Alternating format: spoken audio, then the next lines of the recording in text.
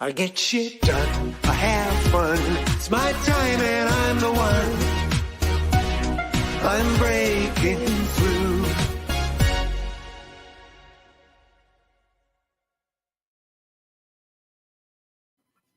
Hello and welcome to another episode of the Business Renovator. You know what I normally say? I'm so excited about this guest. Well, I am. Everyone I get to join us on the show, I truly am excited about hearing their story and sharing it with you and myself. So today we're going to be talking about the 10 lessons from 10 years of running his own business. We're going to do our darndest in the time allotted to get through all 10. We'll see where we get to. But in the meantime, if you're watching this live with us today, thank you for being here.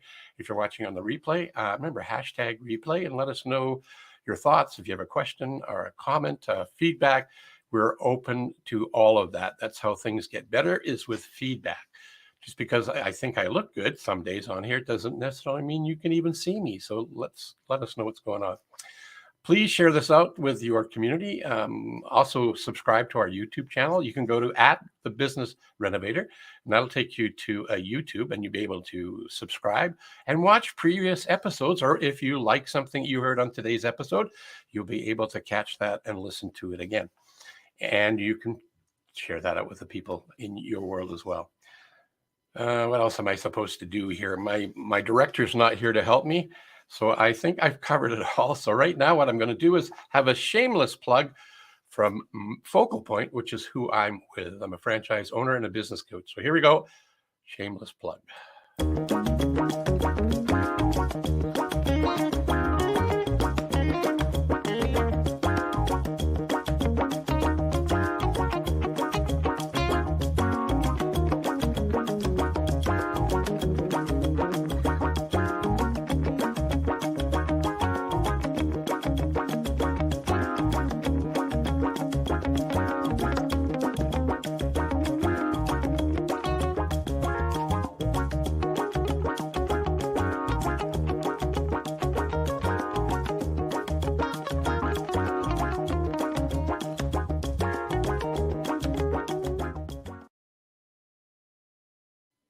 And it's free, it really is. So if you would like to figure out what your business growth score is, simply go to coachphil.ca, as you see in my name tag. When you land on that page, that homepage, in the top right-hand corner is a little button. Click on that, and away you go. If you would like to get some assistance, have a 30-minute conversation around what that all means, again, we can do that, and it's complimentary, 30 minutes of ask a coach kind of thing. And if I don't have the answer to the question, we can always find one of my peers to help you out. So enough about that. Let's get on with the show today, which is 10 lessons from 10 years of running his own business. There was a bunch of things that inspired me to invite and reach out and talk to this young fellow, Gunnar Hood, because he's passionate about helping businesses and individuals leverage technology and the internet to achieve a brand visibility and drive business growth. And I got to see his post, I believe it was in LinkedIn. And the question on there says, do you know what you want or what you don't want? Pardon me. So after 10 years, he figured out what he didn't want, and now he's doing what he does want to do. And he's going to share some of that with us.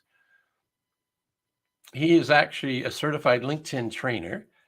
And over the last 8 years, Gunnar has trained and coached thousands of individuals on LinkedIn, conducted corporate training, workshops, and has been a featured speaker in conferences around the globe and global webinars.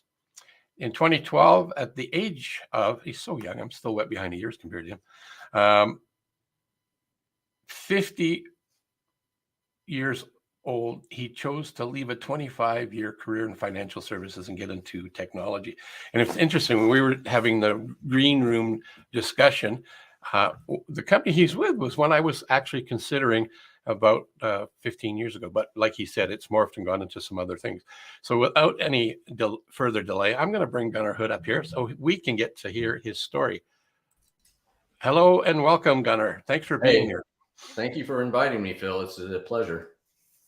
And we had a bunch of stories behind the green room that won't make sense to many other people. But the one common thread is where we met And that's with your wonderful company that you're part of, as well as WSI, because you work with Bryn and Bob and help people in the LinkedIn space like myself get better results and better connections without being pitchy. And it's all about building value, providing value, building relationships. So I love that about what you guys do.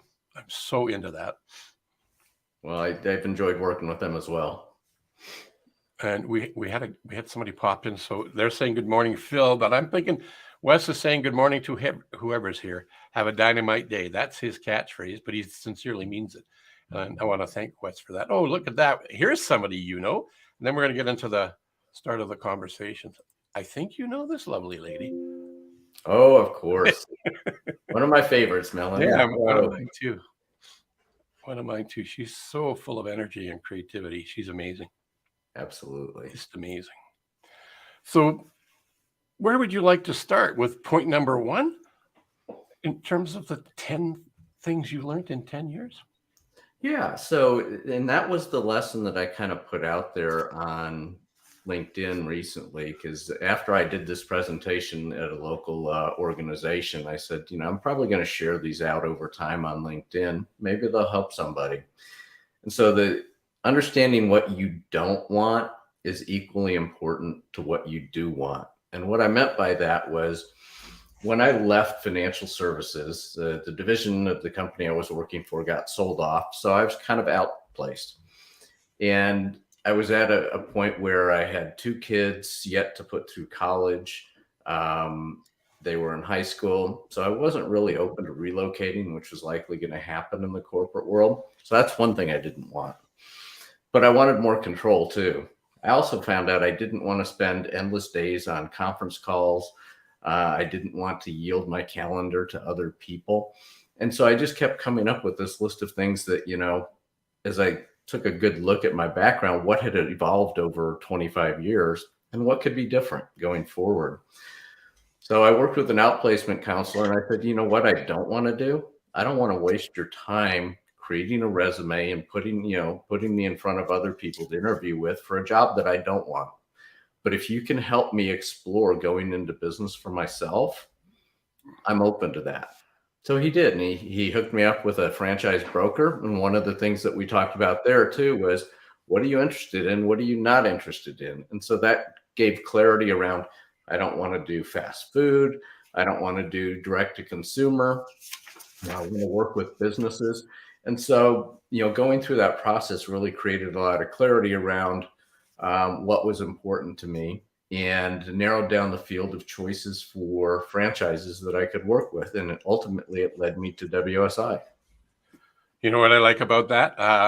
It's a process I follow too in my own life, in my own journey. And knowing what I don't want is almost as important, if not more important, than knowing what you do want. And what I found was it helped me get clarity. And I think that's what I read and picked up from the content I have on you, is that did the same thing for you, allowing you to, okay, I don't want to do that, because B2B is different than B2C. And some people really love that. As long as there's the H2H, that's the other thing, right? Human to human, right. But in the business side of it versus the consumer side, I'm there with you as well. But there's some people, that you mentioned didn't want to get into the restaurant business. There's a lot of people, they just thrive on that because they're party animals, and there is that party aspect of having people over for breakfast, lunch, and dinner, etc. in a restaurant. But it's not easy work. Yeah. So from there, you went from knowing what you don't want, and then what would be the next step? So I think we've all heard the word SWOT, or strengths, weaknesses, opportunities, and threats. And it was important for me to do an assessment, understand what do I bring to the table as an individual business owner, and what things am I missing? And part of the irony here is that in the last organization that I managed, about a third of the 700 people that worked for me were salespeople. And I was responsible for sales in the organization. But when I looked at my sales skills, that was one of the biggest weaknesses I had. And I said, that's got to be a problem. But my biggest concern was I didn't want to come across as a sales guy. I really wanted to be seen as a trusted partner to people and a consultant, and not somebody that's out there selling. And so that was one of my first big challenges. to find someone that could help fill that gap for me. Man, the more I get to know you, the more I realize we have a ton of things in common. Because one of the things that's part of my own quest is to help people feel comfortable getting their message out there. So taking what's selling, and a lot of people think selling is kind of sleazy and easy. It can be, and that's what you don't want to be. It's what I picked up. So what I do is work with people to help them shift. Sounds like you found a way to do that for yourself, which is awesome. How did you go from recognizing where your area of weaknesses were? I know you did a SWOT, but what was the strategy that got you to be that individual, that person of as a trusted advisor? Well, I was very fortunate that after I chose WSI, they introduced me during our initial training session to somebody from Sandler Training, also a franchise organization. That's right. And we spent 3 days working together, and I really admired the system that they had built, because it really was focused on being different and not just, spin selling or, pitching or, the old Glengarry Glen Ross, statement, always be closing. ABC. Yeah. It was very much oriented around the buyer's needs and helping them understand what issues they were facing and how you might be able to solve them, but also recognizing when it's not a fit and that it's okay to walk away from that situation, not try and force any sales. And I found that that's been a really helpful exercise. I call that, don't try to put a square peg in a round hole. If there's no fit, totally be right up front right away and say, you know what, we're not the ones, but maybe we can introduce them. I know you guys do that with your LinkedIn service company, where you're able, I know you guys made a lot of introductions. You're very service oriented.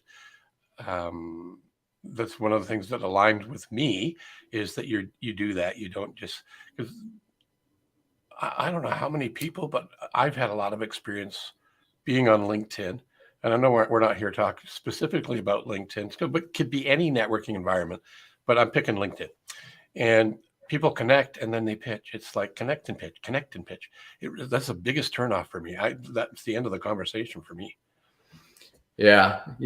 For me, it actually creates some opportunities, because I can flip that around and ask them how that's working for them. That's right.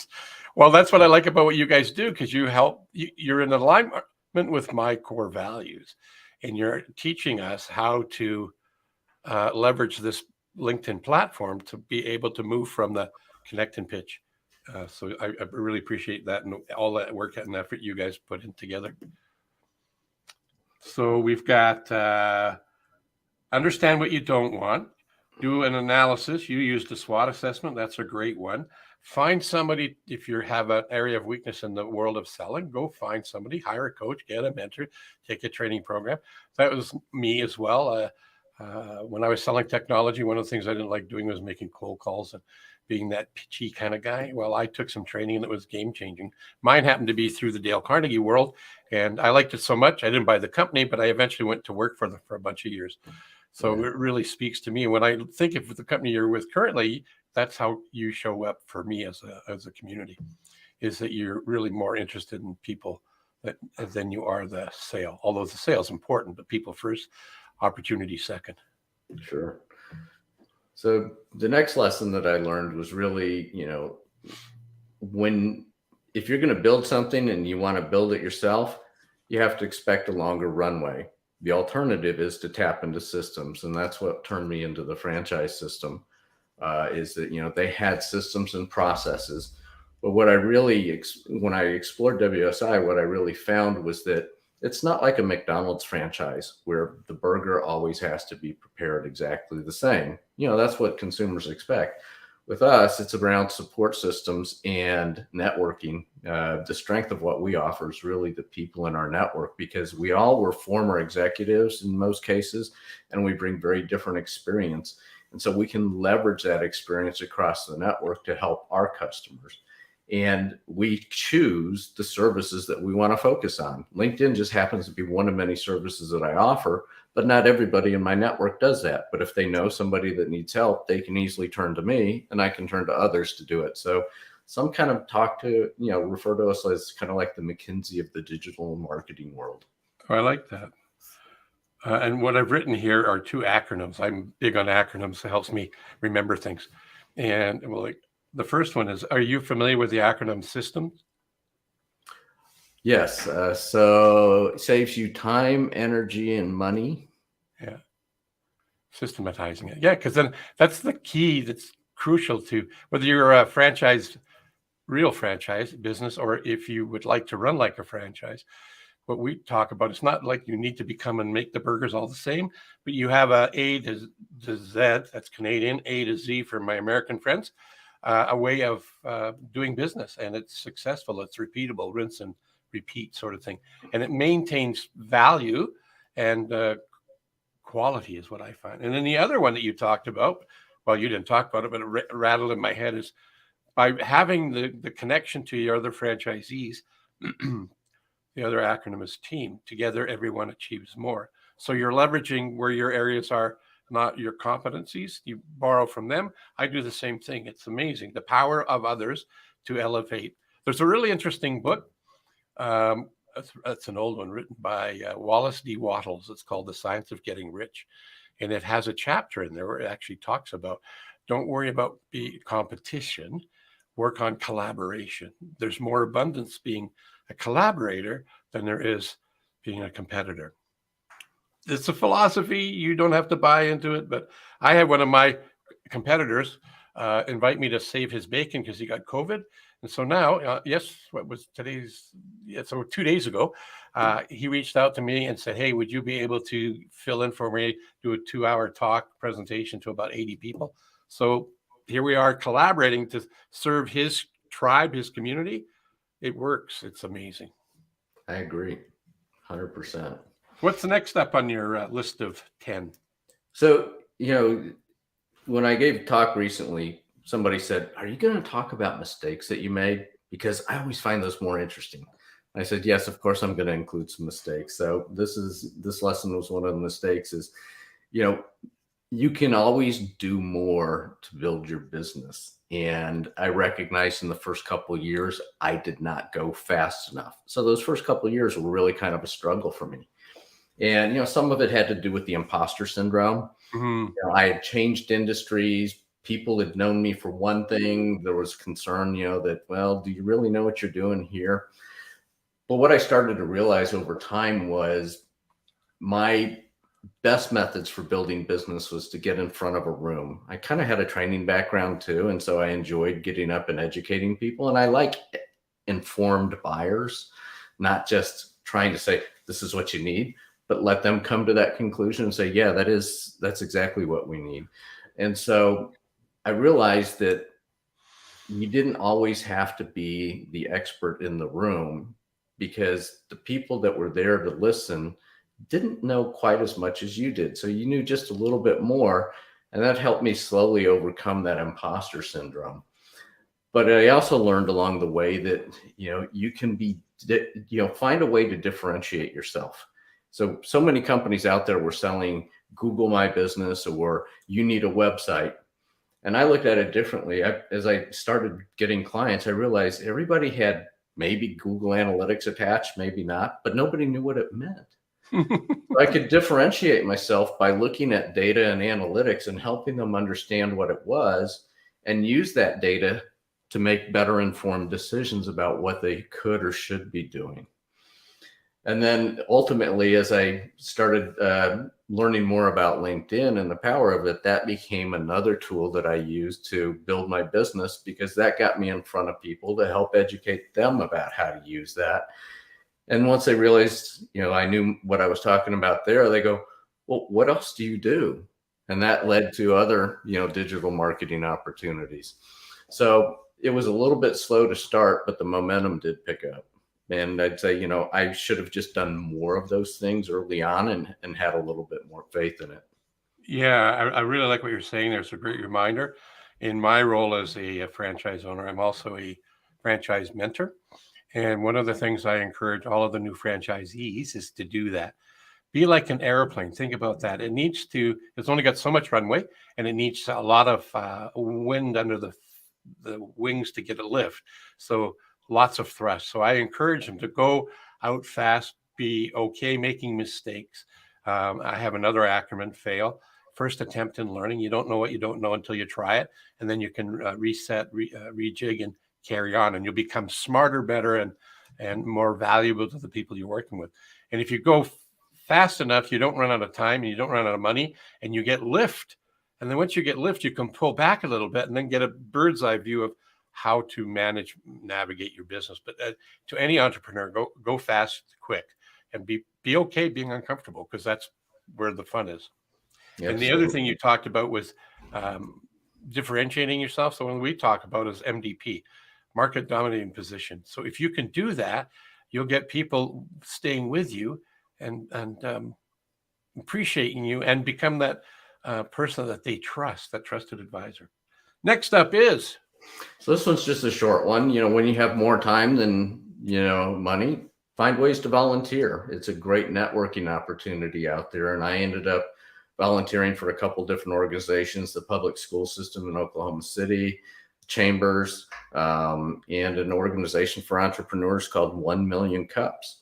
And those put me in touch with a lot of very interesting people that led to business opportunities. I'm making notes here. One of the people that I mentor, he's actually in Alaska, and he is involved with 1 Million Cups in Alaska, and he's going on holidays soon. And it's down to the Carolinas. Can't remember if it's north or south. Going to visit his father. While he's down there, he's going to meet up with other Million Cups people. It's a great organization. Another connection. Yeah, it is. The volunteering thing. Now, I don't think I need to tell you. I think you got the right spirit. When we go to volunteer, it's not to show up and how can I make more business? It's to show up with authenticity and the right intent. And in that, people reach out to you and say, so what do you do? You seem like somebody I would like to get to know. And through that, relationships develop. Would that be a correct assumption on my part, or am I way off base? Yeah, I volunteered because, that's something I didn't have time to do in the corporate world. I was just too occupied. So this was my way of giving back a little bit to the community. And, it's like I have the time, so let me do it and see where that goes. But it getting business out of it was ancillary. That wasn't the intention. Yeah. We have a core value here at Focal Point where we talk about be the pebble in the pond. So you throw yourself into volunteering into the community, whatever it is you're going to do, whatever speaks to you. So if it doesn't speak to you, probably not a good thing to do, because you're going to be out of alignment with the people that you're trying to engage with. It's kind of like oil and water. They don't really get along really well. And the ripple effect, you just never know which ripple is going to connect you to somebody that you can help, or maybe they'll end up helping you, because it goes both ways, right? Exactly. I love this. It's brilliant. I'm getting reminded of all the things that I think is important for me as well. So I appreciate you being here and sharing your experience. What's up next? So the next one is kind of predicated on what I learned in my corporate career. When I was in financial services, one of the companies I worked for was Charles Schwab. And it was a fast growth company. So we got to do a lot of different things. And one of the projects I got to work on was creating a service there for their top 500 clients. And the goal became, what can you do to really differentiate this for somebody else? And I recognized kind of a phrase that stuck with me. I read a book and it really resonated with me. And the concept is basically luxury once sampled becomes necessity. And the way I describe that is, if you ask somebody, hey, when it comes to internet, would you like to go back to dial-up speed? And the answer is no. Or, hey, you've got a really nice television. You sure you don't want to go back to that big screen tube TV? Yeah, I'm pretty good with where I am. And so, once we've tried something new and better, we don't want to go back to whatever the other thing was. And that concept applies to service as well. And so if you can deliver that level of service to your customers, you don't have to worry about competition, because they feel that luxury level that they never felt before. I've had customers or clients of mine tell me, we tried 4 other companies before we found you. And now that we're here, you make us feel like we're your only client. And I realize that can maybe be a bad thing too, because, but, in the end, the goal is, can I give them the right level of service, care, and attention that makes them feel that way. And I don't have to worry about losing customers. And what rings in my ears right now is acquisition costs are higher than retention costs. And what you just said there was magical. If we show up the way you've just described that, we don't have to go looking for new business. One of two things, if not both things, are going to happen. I'm thinking you'll have raving fans that stay with you, but because of raving fans, they're going to start telling everybody, which is the word of mouth marketing, which is one of the most efficient and effective cost-wise, and usually finds like-minded people. So they find their twins out there. And in the world of movies, I'm going to mess it up. When you have the duplicate person, your doppelganger, do you know what that is? The doppelganger? That's the word I said I was going to mess up. Thank you for getting that straight for everybody. So you end up finding other people that are just like the ones that, because they hang out with the same people, same kind of people, right? And they bring them to you. Awesome. I have been very fortunate. 90% of my business in the last 3 years has been referral based. Oh, that's fantastic. I mean, you're doing something right. And you franchised it because it's consistent. If it wasn't, they wouldn't show up. Yeah. Brilliant. So next one was really, and this was a mistake, is not promoting myself or my business enough. I trusted that if I did all the right things, other people would speak for me. And that has happened, but it has, also meant that I didn't grow as fast. I spent some time in Texas, and there's a saying down there that says it ain't bragging if it's true. But I've always been kind of a humble guy and just said, I'm not going to put myself out there. So I've really had to challenge myself in the last couple of years to do more self-promotion and, talk about the things that we do, because what I recognized, and this is through, some of my peers' feedback too, is if you don't do it, you're letting people work with other companies that aren't as good because they just don't know you exist. And so you're doing them a disservice if you're not talking about it. I'm going to ring the bell. It's another one I believe is very true as well. That speaks to my heart, man. Appreciate that. Good. So one of the next lessons is knowing your value and when it's okay to say no.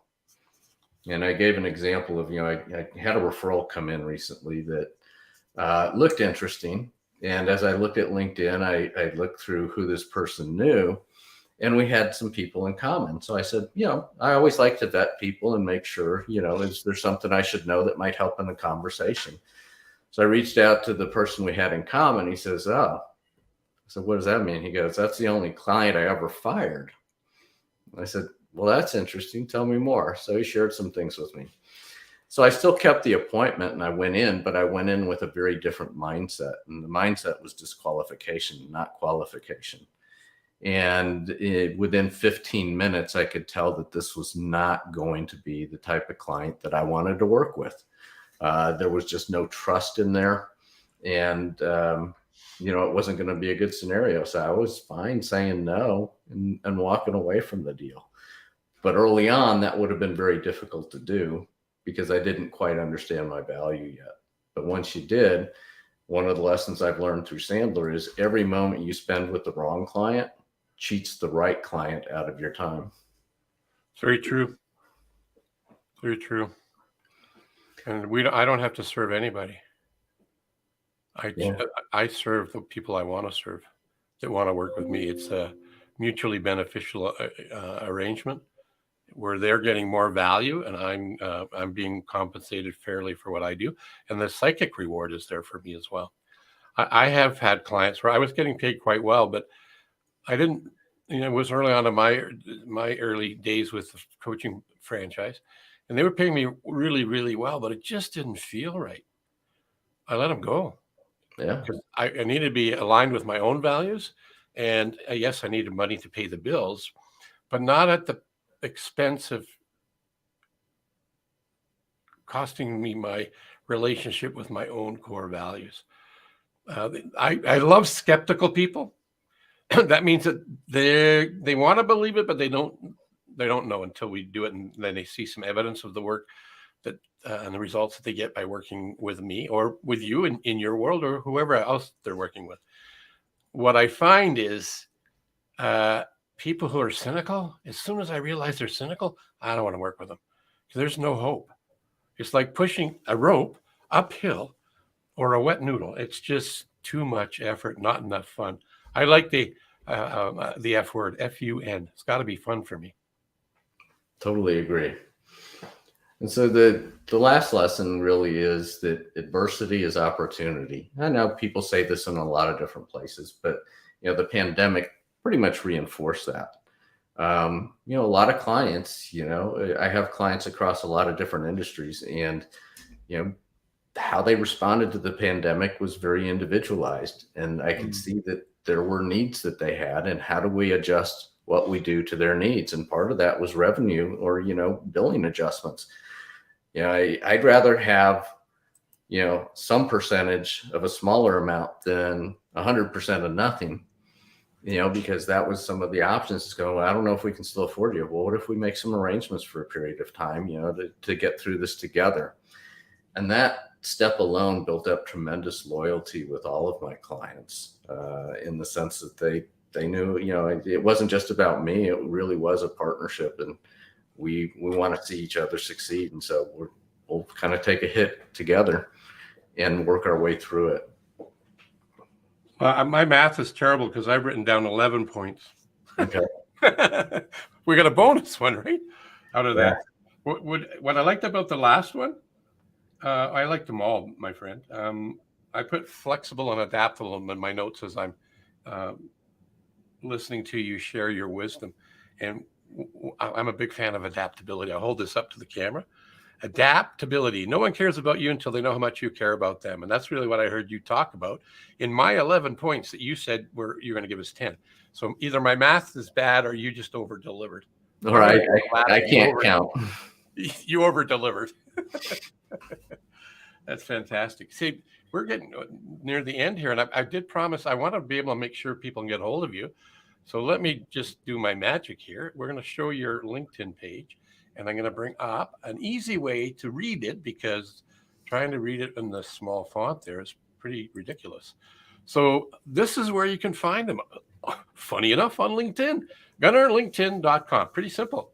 So if you liked what you heard, had a question for him, if you're not connected to him, do all three of those, get connected. He's easy to talk to. You heard him. And he's got a wealth of knowledge. And you can go find out more about him on his LinkedIn page. Matter of fact, if you look at this, if I do this over here, this little button here, I believe you're speaking to us from here. There's a little message in there, so you could hear him again. Anyway, and the message button is right here. You could just send him a message. And I know you have a surprise, a gift, something for our viewers. So let me bring that up. Right there. You want to talk about that? Yeah, we're very grateful to, have been in business for 10 years, because we know that the odds are against you surviving that long. And so we want to share in that success and offer up a free gift to 10 people. The first 10 people that are interested and respond, just go to this page and you can sign up for a free 30-minute LinkedIn tune-up session with me. It's just my way of giving back and saying, we want to help others, and we know that givers gain, and, that's our way of just celebrating our 10 years in business. Terrific. Now, I would like you to repeat that one phrase that I said, oh, I like that. I want to make sure everybody heard what you said about luxury once sampled becomes necessity. That's brilliant. Brilliant. I want to thank you for being here today and sharing your wisdom and insight and the 11 points. That's brilliant. Always over-deliver. Under promise, over deliver. That's a good strategy. We didn't talk about that, but if I sum up everything that you talked about, I think you represent that philosophy. Again, thank you for being here. Well, thank you for inviting me, Phil. It's been a delight. We'll talk to you in a bit. Well, if you didn't catch this right away, that's okay. You can watch it on the replay. And if you liked what we heard from our guest, Gunnar, share this out with people. Let them know that there's some wisdom and it's worth listening to what he has to say.